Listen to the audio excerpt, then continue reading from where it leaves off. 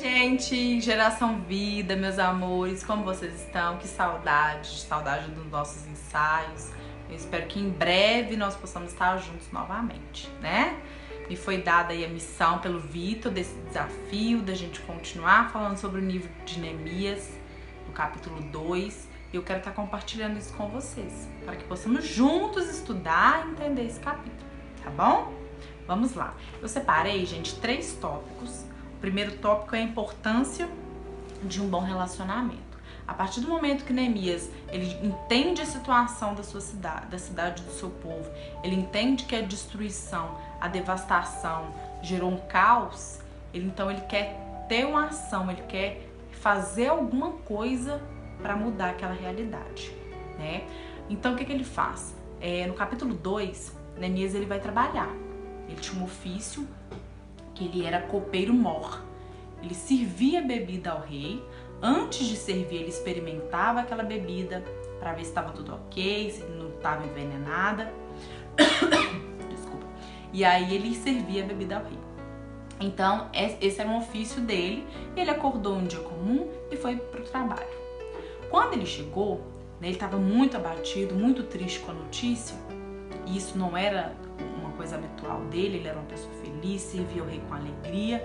O rei percebeu essa tristeza em Neemias e perguntou para ele por que ele estava abatido, se estava tudo bem, o que tinha acontecido. E aí Neemias disse: como posso estar bem, né, se a cidade do meu povo está destruída? Como que eu posso estar bem se a cidade está toda por escombros? Então o rei entendeu a situação de Neemias, porque o rei ele levava muito em consideração essas coisas dos ancestrais, das pessoas antigas. E aí Neemias disse: como eu posso estar bem se o túmulo dos meus pais, né, dos meus ancestrais, estão destruídos?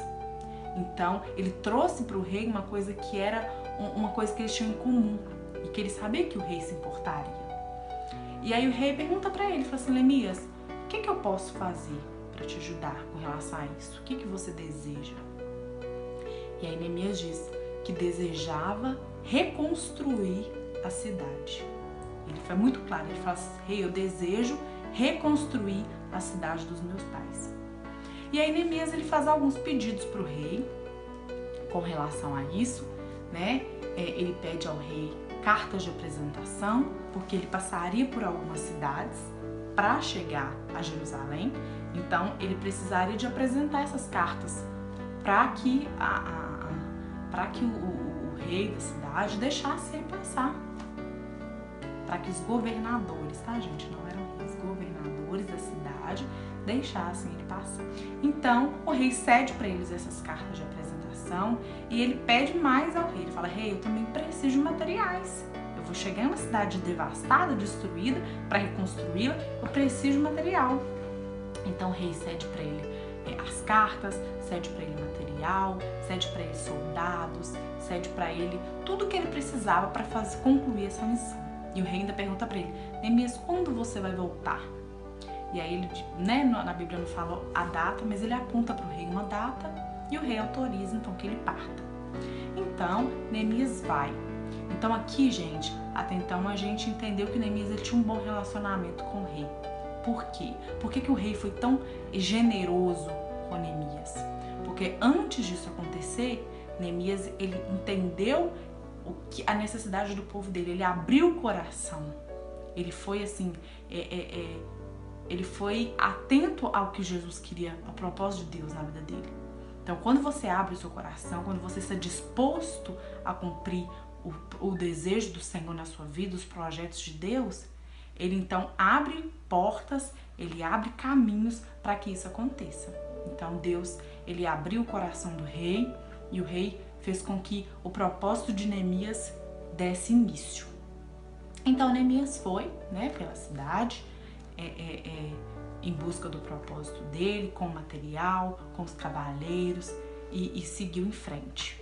Quando chegou lá, né, que Neemias criou uma estratégia, então ele chega a Jerusalém e ele, como ele estava cercado de inimigos, de pessoas que não queriam que aquela cidade voltasse a ser o que era antes, né? isso acontece na nossa vida. Muitas vezes as pessoas não querem que os propósitos de Deus se cumpram em nós, né? Levantam contra isso. Então aconteceu isso também. Então as pessoas não queriam e Neemias criou uma estratégia. Ele falou: vou sair à noite com algumas pessoas, provavelmente da confiança dele, para poder dar uma olhada de perto no que aconteceu. Então ele pegou um cavalo e foi com seus cavaleiros até o local, para ele decidir, para ele visualizar o que ele teria que fazer no dia seguinte. Aí ele foi, viu como estava tudo e voltou no sigilo. Não falou nada para ninguém, não ficou gritando, não ficou, sabe? Foi em um horário que ninguém o veria, né? Porque às vezes a gente tem que ter, a gente tem uma missão e a gente pode sair falando tudo para as pessoas, a gente tem que ter sabedoria para saber a hora de falar e a hora de silenciar. Então ele saiu, viu o que ele precisava fazer no dia seguinte e voltou em silêncio. Nisso, Neemias chama as pessoas, que ele já colocou o propósito em ação. Agora ele vai iniciar uma liderança, uma liderança em meio ao caos, porque estava tudo devastado. Pensem em vocês, uma cidade sobre pedras, né, sobre o caos. E quem estava por ali, que às vezes sobrou, né, da situação toda, estava passando fome, estava sofrendo alguma coisa. Então Neemias precisava dessas pessoas também. Ele precisava reconstruir a cidade e ele precisava de gente, porque é muito difícil, né? É um processo muito longo. E aí ele precisava convencer essas pessoas a ajudá-lo. Então o que ele faz? Ele chama essas pessoas, e aí está bem claro no capítulo 16 e no capítulo 17. Ele fala: bem vês a miséria em que estamos e que está assolada essa cidade. Suas portas têm sido queimadas. Vinde, pois, e reedifiquemos o muro de Jerusalém e não estejamos em opróbrio. Ele fala: vem, gente, vamos edificar esse muro, vamos refazer essa cidade. E aí, para as pessoas não terem medo de ajudá-lo, ele mostrou a autorização do rei. Ele falou assim que, olha, o rei me autorizou, eu tenho material. Então, gente, ele convenceu as pessoas a ajudá-lo, né? E aí a própria Bíblia diz, e as pessoas disseram: levantemos e edifiquemos, e esforçaram suas mãos para o bem. Começaram a obra, começaram a reconstruir a cidade, começaram a fazer com que o propósito de Deus se tornasse realidade. Nisso, gente, surgiram 3 grandes líderes, que eram Sabalate, que era o Horonita, Tobias, que era servo do Aronita, e Gesem, que era um arábio. 3 líderes surgiram para fazer com que aquela obra parasse. 3 líderes surgiram para fazer com que o propósito de Deus não fosse para frente. E aí eles faziam um deboche, eles afrontavam, eles falaram com eles que aquilo ali não daria certo, que o que eles estavam construindo não seria o bastante para poder, aquela fortaleza não seria suficiente para poder proteger a cidade. Mas, e aí é onde que tá a parte que eu achei mais interessante, que é o que Neemias responde para eles.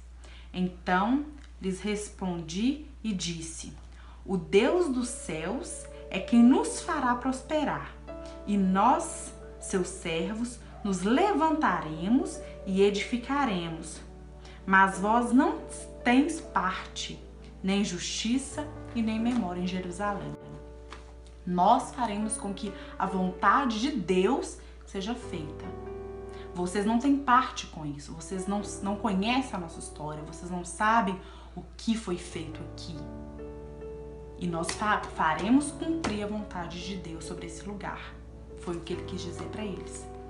Então, assim, às vezes a gente passa por situações, a gente está em um país, às vezes, devastado por uma pandemia, pessoas perdendo seus empregos, pessoas sofrendo, mas a gente tem que entender que é o Senhor quem vai nos dar essa vitória.